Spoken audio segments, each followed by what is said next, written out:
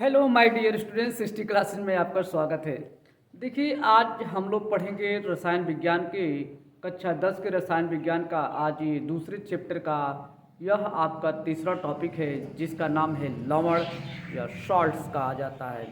लवण पढ़ेंगे, लवण कैसे प्राप्त होते हैं, लवण के जब घोलने पर कैसे अम्लीय मूलक प्राप्त होते हैं, कैसे क्षारीय मूलक प्राप्त होते हैं, क्षारीय मूलक क्या होते हैं, अम्लीय मूलक क्या होते हैं। उसी तरह से आप पढ़ेंगे लवण के प्रकार, लवण कितने प्रकार के होते हैं। लवण 6 प्रकार के होते हैं: सामान्य लवण, अम्लीय लवण, क्षारकीय लवण, द्विक लवण, संकर लवण, मिश्रित लवण। ये आपके 6 प्रकार के लवण होते हैं। तो आज हम लोग बात करेंगे लवण की। लवण क्या होते हैं, आपके एग्जाम की दृष्टि के लिए बहुत ही इम्पॉर्टेंट ये थ्योरी है। और इस इम्पॉर्टेंट थ्योरी को, लवण को आप खूब बढ़िया से तैयार कीजिए परीक्षा की दृष्टि से, कक्षा 10 के बोर्ड के लिए। देखिए, इसमें हम लोग लवण की बात कर रहे हैं। लवण किसे कहते हैं?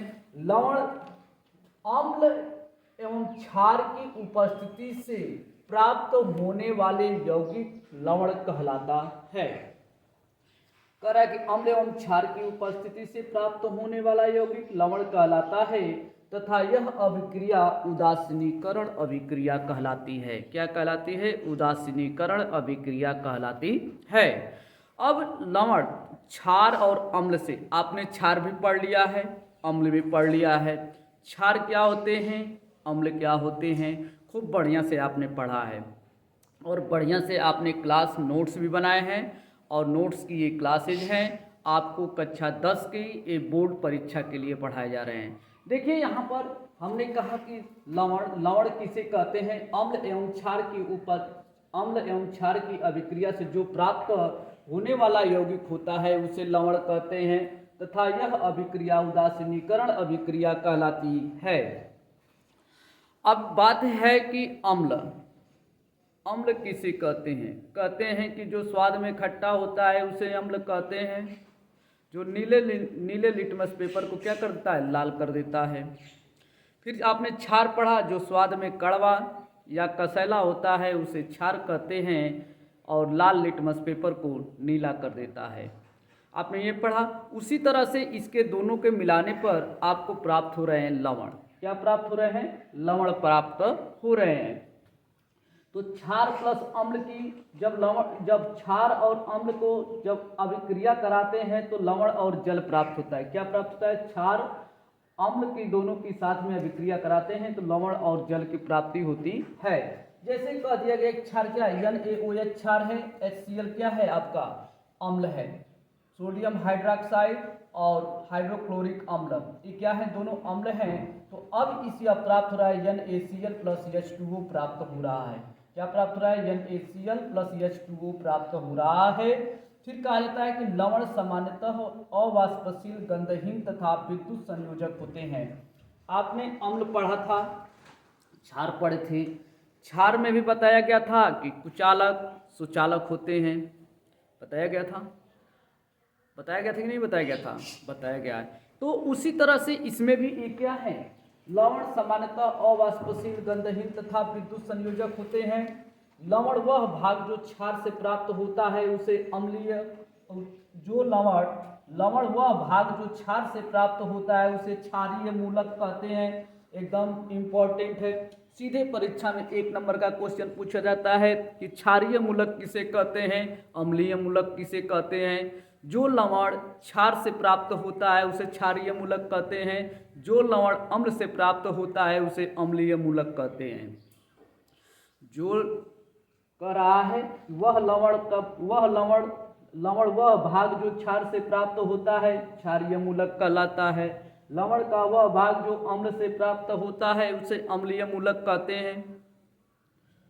यही तो पढ़े हैं। लवण क्षार और अम्ल से अभिक्रिया करके प्राप्त होता है उसे लवण कहते हैं। अब वही लवण कह रहा है कि लवण का वह भाग जो क्षार से प्राप्त होता है उसे हम क्षारीय मूलक कहते हैं और वह लवण जो अम्ल से प्राप्त होता है उसे हम अम्लीय मूलक कहते हैं। कितना आसान परिभाषा है। सीधा यहाँ से ये चीज देखिए, ये अम्ल एवं क्षार किससे प्राप्त हो रहे हैं? लवण से प्राप्त हो रहे हैं। तो यहाँ पर देखिए यह लवण क्षारीय से निकल रहा है तो क्या मिल रहा है, क्षारीय अम्लीय हो रहा है। अब यह लवण में से अम्लीय लवण निकल रहा है तो यह क्या प्राप्त हो रहा है, अम्लीय मूलक प्राप्त हो रहा है। बस यहाँ से ये ध्यान दीजिए, यहाँ से ये ध्यान दे दिए तो आपका तुरंत ये क्षारीय मूलक और अम्लीय मूलक तुरंत समझ में आ जाएगा। तो अब यहाँ पर आपने पढ़ा कि ये क्षार है, ये क्या है, अम्ल है, तो ये क्या बना, लवण बन गया। इसमें सब बताना है कि कौन सा क्षारीय मूलक है, कौन सा अम्लीय मूलक है। इसमें आपको बताना है कि NaCl में आपको कौन सा क्षारीय मूलक है, कौन सा अम्लीय मूलक है। तो क्षारीय मूलक अब यहाँ से देखिए, अब NaCl क्या है, लवण है, H2O का घोल बनाते हैं, यानी कि H2O यानी कि जल इसमें विलयन कर देते हैं तो यह अपने आयनों में विभक्त हो जाता है। क्या होता है, लवण को जब जल में घुलने पर वह अपने आयनों में विभक्त हो जाता है। किसमें, लवण को जल में घुलने पर वह अपने आयनों में विभक्त हो जाता है, उसे कहते हैं क्या, आयनित लवण कहते हैं। अब यहाँ से NaCl हो गया, जल का हमने इसमें विलयन कर दिया तो Na धनायन में और Cl ऋणायन में टूट गया, Na धनायन और Cl ऋणायन में टूट गया। तो जो धनायनित भाग होता है उसे हम क्षारीय मूलक कहते हैं, जो ऋणायनित होता है उसे हम क्या कहते हैं, अम्लीय मूलक कहते हैं। तो अब यह अम्लीय मूलक Cl अब कैसे निकालेंगे, अब कह दिया गया कि CaSO4 में कह दिया जाए कौन सा अम्लीय मूलक है, कौन सा क्षारीय मूलक है। सीधे इसमें Ca पर धनायन हो जाएगा, SO4 पर ऋणायन हो जाएगा, तो यह क्या हो जाएगा, अम्लीय मूलक हो जाएगा, यह क्या हो जाएगा, आपका क्षारीय मूलक हो जाएगा। फिर कह दिया जाएगा MgO में कौन सा अम्लीय मूलक है, कौन सा क्षारीय मूलक है। तुरंत कहेंगे कि Mg पर 2 धनायन और O पर 2 ऋणायन क्या हो जाएंगे, अम्लीय मूलक हो जाएंगे। ये क्या हो जाएगा, ये आपका अम्लीय मूलक हो जाएगा, ये क्या हो जाएगा, आपका क्षारीय मूलक हो जाएगा। इसी तरह से जो ऋणायनित भाग में आएंगे वो अम्लीय मूलक कहलाएंगे, जो धनायन में आएंगे वो क्या करेंगे, क्षारीय मूलक कहलाते हैं। तो अब यह हो गया लवण, लवण हो गया।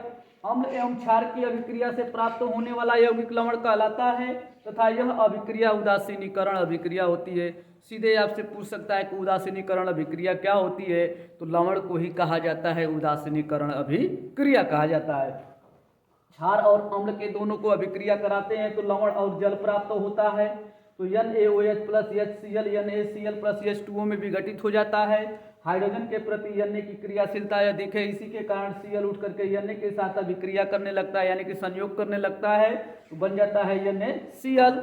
फिर इसके बाद कहा गया है कि लवण सामान्यतः अवाष्पशील गंधहीन तथा विद्युत संयोजक होते हैं। लवण का वह भाग जो क्षार से प्राप्त होता है क्षारीय मूलक कहलाता है, लवण का वह भाग जो अम्ल से प्राप्त होता है अम्लीय मूलक कहलाता है। तो अम्लीय मूलक क्षारीय मूलक क्या होते हैं, लवण को विघटित किया गया है, जल से अभिक्रिया यानी कि जल डाल दिया गया है तो वह क्या हो गया, विघटित हो गया, यानी कि टूट गया, आयनित हो गया। किस रूप में आयनित हुआ, धनायनित और ऋणायन में हुआ, धनायनित और ऋणायनित में हुआ। तो Na जो होता है, Na पर धनायन जो लगा है यह क्षारीय मूलक हो गया और Cl पे जो ऋणायन है यह क्या हो गया, अम्लीय मूलक हो गया। जितने भी आपको ऋणायनित मिलेंगे वो सभी अम्लीय मूलक रहेंगे, जितने भी धनायनित रहेंगे वो सभी क्या रहेंगे, आपके क्षारीय मूलक होते हैं। तो लवण को जल में घोलने पर यह अपने आयनों में विभक्त हो जाते हैं, कौन, NaCl। फिर इसके बाद कहा जा रहा है कि सामान्य लवण, ये देखिए अम्ल लवण के प्रकार, लवण के प्रकार कितने होते हैं, लवण के प्रकार 6 होते हैं। लवण के प्रकार कितने होते हैं, 6 प्रकार के लवण होते हैं। कौन सा होता है, सामान्य लवण, अम्लीय लवण, क्षारकीय लवण, द्विक लवण, संकर लवण और मिश्रित लवण। ये लवण है, यानी कि लवण के हमें प्रकार पढ़ने हैं कि लवण के प्रकार कितने होते हैं, लवण 6 प्रकार के होते हैं। तो इसके विषय में एक एक की बात किया जाए। देखिए अब इसमें नोट कर लीजिए, शॉर्ट स्क्रीन ले लीजिए।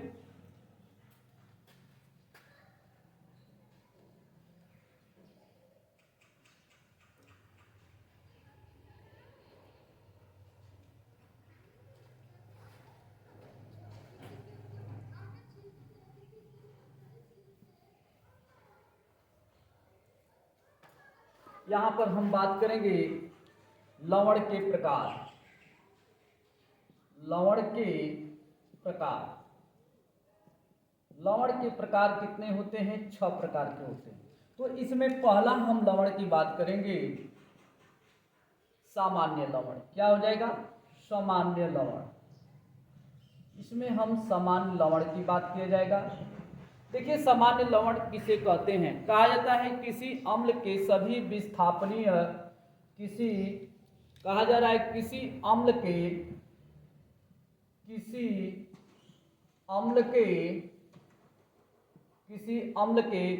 सभी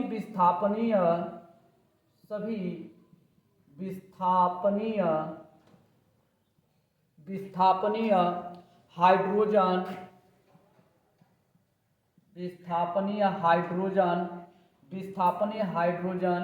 H, फिर परमाणुओं को धातु परमाणुओं द्वारा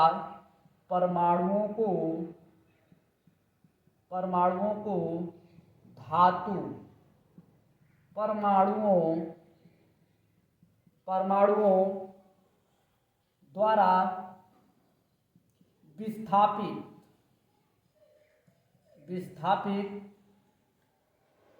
करने पर प्राप्त लवण, विस्थापित करने पर प्राप्त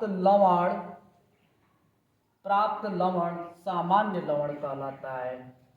प्राप्त लवण सामान्य लवण कहलाता है।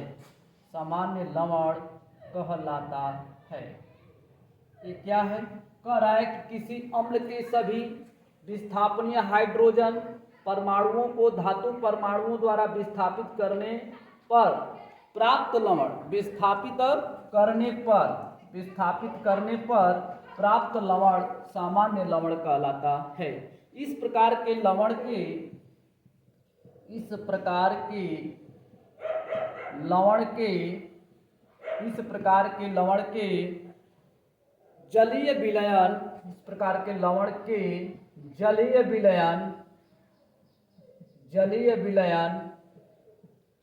जलीय विलयन की प्रकृति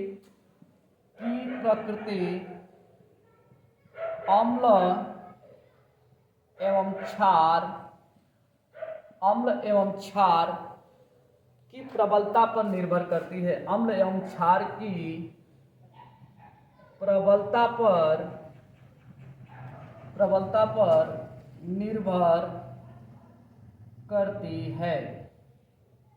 प्रबलता पर निर्भर करती है। कह रहा है कि किसी अम्ल के सभी विस्थापनीय हाइड्रोजन परमाणुओं को धातु परमाणुओं द्वारा विस्थापित करने पर प्राप्त लवण सामान्य लवण कहलाता है। इस प्रकार के लवण के जलीय विलयन की प्रकृति अम्ल एवं क्षार की प्रबलता पर निर्भर करती है।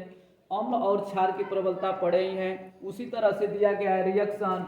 कह रहा है कि पोटेशियम हाइड्रोक्साइड को यदि हम सल्फ्यूरिक अम्ल H2SO4 के साथ अभिक्रिया करते हैं तो यह किस रूप में विभाजित होगी? तो अब देखिए कि हाइड्रोजन के प्रति पोटेशियम की क्रियाशीलता कितनी है? अधिक है। तो यह बन जाएगा आपका K2SO4 प्लस। अब कह रहा है कि इसमें से किस रूप का प्राप्त होगा? अब देखिए यहाँ पर H2O प्राप्त हो गया, H2O प्राप्त हो गया जल, यानी कि पोटेशियम हाइड्रोक्साइड और सल्फ्यूरिक अम्ल H2SO4 की जब अभिक्रिया किए हैं तो वो पोटेशियम हाइड्रोक्साइड क्या है? ये क्षार है, ये क्या है? अम्ल है। ये क्या प्राप्त हो गया? ये क्षार हो गया और यह क्या हो गया? अम्ल हो गया। इसके प्रति में क्या प्राप्त हो गया? यह लवण प्राप्त हो गया और यह क्या प्राप्त हो गया? जल प्राप्त हो गया। यही ना आप पढ़ रहे थे लवण में कि क्षार और अम्ल की अभिक्रिया करने पर लवण और जल की प्राप्ति होती है। तो इसी तरह से पोटेशियम हाइड्रोक्साइड दिया है, H2SO4 दिया है और K2SO4 प्लस H2O प्राप्त हो गया। जैसे इसको हम विघटित तोड़ते हैं तो KOH को और प्लस H2SO4 दिया हुआ है। तो ये हाइड्रोजन के प्रति हम देखते हैं क्या चीज? क्रियाशीलता। क्या देखें? क्रियाशीलता। अब इसका पोटेशियम का कितना होता है? 1 होता है। फिर इसके बाद OHSO4 का होता है -2। तो अब K और SO4 हो जाएगा। तो अब दोनों के हम देखेंगे, इस पर क्या है? -2 है, इस पर 1 है। तो अब देखा जाता है इसका K हो जाएगा, SO4 हो जाएगा। विकर्ण के रूप में उसकी संयोजकता देखी जाती है। तो इस पर 2 है तो यहाँ पर 2 हो जाएगा, 1 है तो छोड़ देंगे तो हो जाएगा K2SO4 बोलते हैं पोटेशियम सल्फेट हो जाएगा। ये क्या है? पोटेशियम सल्फेट और जल की प्राप्ति होती है। इसी प्रकार से आपको 5 और है जो अगले वीडियो में प्राप्त होंगे ये। तो वहाँ पर हम चालू करेंगे लवण के प्रकार से, लवण के प्रकार कितने होते हैं। और हमारे चैनल को सब्सक्राइब लाइक कीजिए और आपको क्वेश्चन भी कराए जाएंगे इस पर। जितने लवण आपके अम्ल क्षार एवं लवण हैं, जितने आपकी क्वेश्चन है वो कराए जाएंगे, रिएक्शन पूरा कराए जाएंगे। क्या जब कहता है कि क्या होता है जब सल्फ्यूरिक अम्ल यानी कि एक सोडियम हाइड्रोक्साइड को सल्फ्यूरिक अम्ल के साथ हम अभिक्रिया कराते हैं तो क्या प्राप्त होता है। तो क्या होता है जब ये रिएक्शन अभिक्रिया आपके परीक्षा में पूछे जाते हैं और ये पढ़ाए जाएंगे, और किस प्रकार से टूटते हैं, किस प्रकार से ये रखे जाते हैं। तो इसको करने के लिए, रिएक्शन को, अभिक्रिया को करने के लिए आपको संयोजकता याद करना जरूरी है। जब तक संयोजकता नहीं याद होगा तब तक आप रिएक्शन को तोड़ नहीं सकते हैं। और हमारे चैनल पर आइए और हमारे चैनल को लाइक, सब्सक्राइब और शेयर कीजिए। और हमारे यहाँ क्लास 27 तारीख यानी 27 जनवरी से स्टार्ट हो रहा है, मॉर्निंग और इवनिंग में लेकर के आपकी कक्षा 9, 10, 11, 12, कक्षा 6 से लेकर के 12 तक सभी सब्जेक्ट यहाँ पर स्टार्ट हैं। आपके कोई भी सब्जेक्ट में कोई किसी भी प्रकार की प्रॉब्लम नहीं होगी। और हमारे यहाँ अलग अलग टीचर हैं और अलग अलग टीचर में सब लोग आप लोग को पढ़ाएंगे और बहुत ही अच्छे ढंग से आपको शिक्षा प्रदान की जाएगी। और अच्छे से शिक्षा प्राप्त करेंगे तो आपका अच्छा भी भविष्य भी होगा। मैं सृष्टि क्लासेज, मेरा कोचिंग है सृष्टि क्लासेज, जरगू रूईपुर गाजीपुर। जरगू रूईपुर गाजीपुर सृष्टि क्लासेज है। जरगू रूईपुर गाजीपुर, एकदम जरगू के मेन चौराहे पर है। बहुत अच्छे से पढ़ाई होती है और हमारे यहाँ से रिजल्ट भी राष्ट्रीय आय के बहुत अच्छे बन रहे हैं। और भी आगे रहेगा कि टॉप लिस्ट में हम पहुंचाने की कोशिश करते हैं। बहुत बहुत धन्यवाद। Thank you.